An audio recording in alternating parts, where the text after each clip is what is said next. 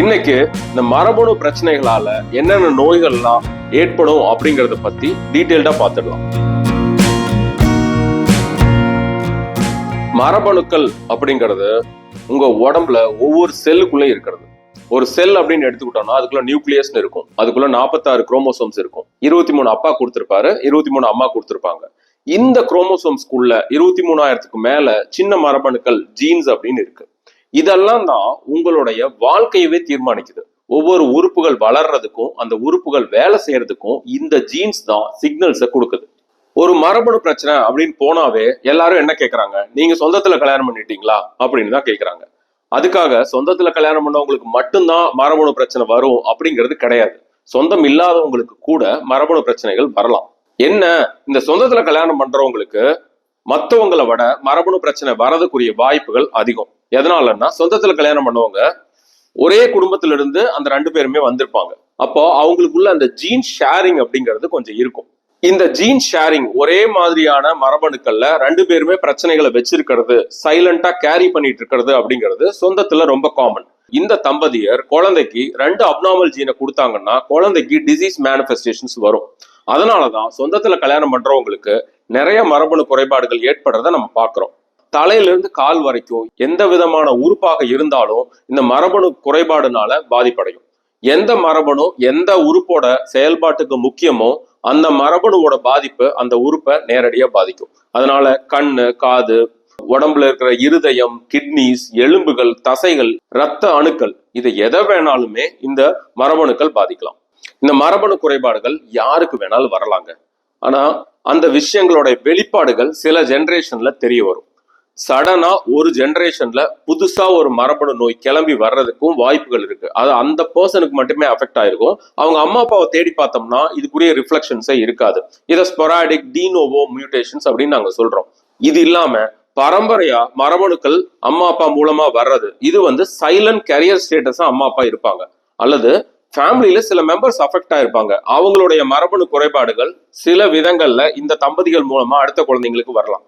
நமக்கு ரொம்ப முக்கியமா மனசுல வச்சுக்க வேண்டியது என்னன்னா, எந்த ஒரு மரபணு குறைபாடு அல்லது நாள்பட்ட பிரச்சனைகள், அன்எக்ஸ்பிளைனபிள் அப்நார்மாலிட்டிஸ் ஒரு ஃபேமிலியில நடந்துச்சு அப்படின்னா அது என்னன்னு தெளிவா பார்த்துட்டு அதுக்குரிய பிரச்சனைகள் அடுத்த ஜெனரேஷனுக்கு வருமா அப்படிங்கிறத தீவிரமா எவாலுவேட் பண்ணிட்டு தான் அடுத்த பிரெக்னன்சிஸ் அந்த ஃபேமிலியில யாருமே எடுக்கணும்.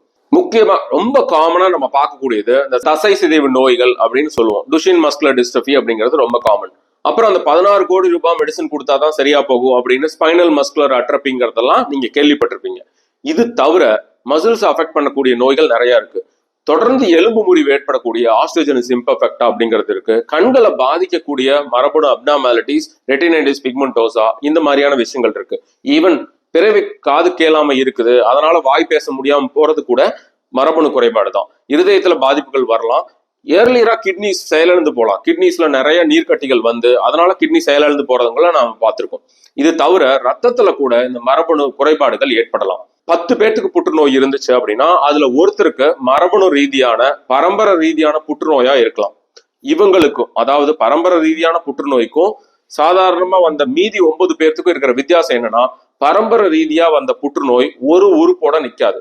ஒரு உறுப்பை ட்ரீட் பண்ணி முடிச்சதுக்கு அப்புறம் அவங்களுக்கு வேற உறுப்புல கொஞ்சம் வருஷங்கள் கழிச்சு வரலாம். ஸோ இதை கண்டுபிடிச்சோம் அப்படின்னா இந்த பர்சன் பரம்பரை புற்றுநோயால அஃபெக்ட் ஆனவங்க இன்னொரு கேன்சர்ல போய் மாட்டிக்கிறத நம்மளால தடுக்க முடியும். ரொம்ப முக்கியமானது, பரம்பரையா வந்த புற்றுநோயாக இருந்தா அவங்களுடைய கூட பிறந்தவங்களுக்கும் அதுக்குரிய ரிஸ்க் இருக்கு, அவங்களுடைய குழந்தைங்களுக்கும் அதுக்குரிய ரிஸ்க் இருக்கு. இந்த மரபணு புற்றுநோயை ஜீன் வைஸ் நம்ம ஐடென்டிஃபை பண்ணோம்னா ஃபேமிலியில யாருக்குமே அந்த புற்றுநோய் வராம தடுக்க முடியும். ஒரு மரபணு பிரச்சனையா இருக்கு, அது சரியா வேலை செய்ய மாட்டேங்குது, அது சரியான அளவுல சிக்னல்ஸ் கொடுக்க மாட்டேங்குது, அதனால உறுப்புகள் பழுதடைஞ்சு போகுது. இப்ப நம்ம பாக்குறது எல்லாமே உறுப்புகள் ரிலேட்டடான அப்நார்மாலிட்டிஸை தான் நம்ம பாக்குறோம். அதுக்கு காரணம் மரபணு பிரச்சனை. இப்ப ட்ரீட்மெண்ட் அப்படின்னு நம்ம எப்பவுமே நினைக்கிறது என்ன மூல காரணமோ அதை ட்ரீட் பண்றது, அதாவது அந்த ஜீன்ல இருக்கிற அந்த அப்நார்மாலிட்டியை போய் கரெக்ட் பண்றது. இதுக்கு பேர் ஜீன் தெரப்பி அப்படின்னு சொல்றோம். ரொம்ப குறைவான டிஸார்டர்ஸ்க்கு மட்டும்தான் இப்ப ஜீன் தெரப்பி அப்படிங்கிறது அவைலபிள். இந்த ஜீன் தெரப்பி ரொம்ப காஸ்ட்லி கூட, பல கோடிகள் அதுக்கு செலவு பண்ண வேண்டியதா இருக்கு. ரொம்ப விரல் விட்டு எண்ணக்கூடிய டிசீசஸ்க்கு மட்டும்தான் இந்த ஜீன் தெரப்பி இப்போதைக்கு அவைலபிளா இருக்கு. அந்த ட்ரீட்மெண்ட் வர்ற வரைக்கும் நம்ம என்ன பண்ண வேண்டியது இருக்கும்? நம்மளுடைய கடமை என்னன்னா, மற்ற உறுப்புகள்ல இந்த ஜீன் அப்னார்மாலிட்டிஸ்னால என்னென்ன வேறுபாடுகள் நடக்குதோ எல்லாத்தையும் சரி பண்ணிக்கிட்டே இருக்கிறது தான் நம்ம கையில இருக்கிற இப்போதைய ட்ரீட்மெண்ட். இந்த மாதிரி ஃபேமிலிஸ்க்கு நம்ம ரெகுலரா எடுக்கிற ஹெல்த் இன்சூரன்ஸ்ல பெரிய அளவுல கவரேஜ் கிடைக்கிறது கிடையாது. அதனால எல்லாமே அவங்க கையில இருந்து தான் ஸ்பெண்ட் பண்ண வேண்டியதா இருக்கு.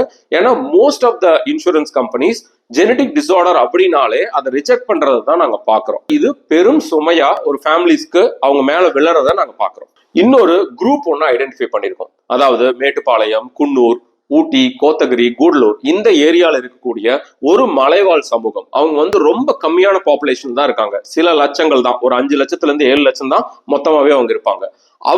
அவங்களுக்குள்ளேயே கல்யாணம் பண்றாங்க. நம்ம ஊர்ல எப்பயுமே அவங்களுடைய ஜாதிகள்லயே தான் அவங்க கல்யாணம் பண்றாங்க. இது சின்ன குரூப்பா இருக்கிறதுனால அவங்களுக்குள்ள ஒரு மரபணு டிசார்டர் ரொம்ப காமனா நாங்க பாக்குறோம். அதுக்கு பேரு ஹீமோகுளோபினோபதி. அதுல ரொம்ப முக்கியமானது beta thalassaemia and sickle cell anaemia. இந்த ரெண்டுமே ரத்தத்தை பாதிக்கக்கூடிய அப்னார்மாலிட்டிஸ். அதுலயும் பீட்டா தலசீமியா ரொம்ப கொடிய நோய். 2 வாரத்துல இருந்து 3 வாரத்துக்கு ஒரு தடவை ரத்தம் ஏத்துனா மட்டும்தான் அந்த குழந்தை உயிர் வாழ முடியும் அப்படின்னு சொல்லக்கூடிய அளவுல கொடிய நோய். இத ஒரு மலைவாழ் சமூகம் நிறைய பேர் அதை கேரியரா இருக்காங்க, சைலண்டா கேரி பண்ணிட்டு இருக்காங்க அப்படின்னு கண்டுபிடிச்சிருக்கோம். பர்டிகுலரா அவங்க அந்த மாதிரி ஏதாவது இருக்குதா, நம்ம கேரி பண்ணிட்டு இருக்கோமான்னு பாக்குறதுக்கு சாதாரண டெஸ்ட் மூலமாவே ஐடென்டிஃபை பண்ணிடலாம். அப்படி அவங்க கேரியரா இருந்தாங்கன்னா இந்த டிசீஸை நம்மளால தடுக்க முடியும்.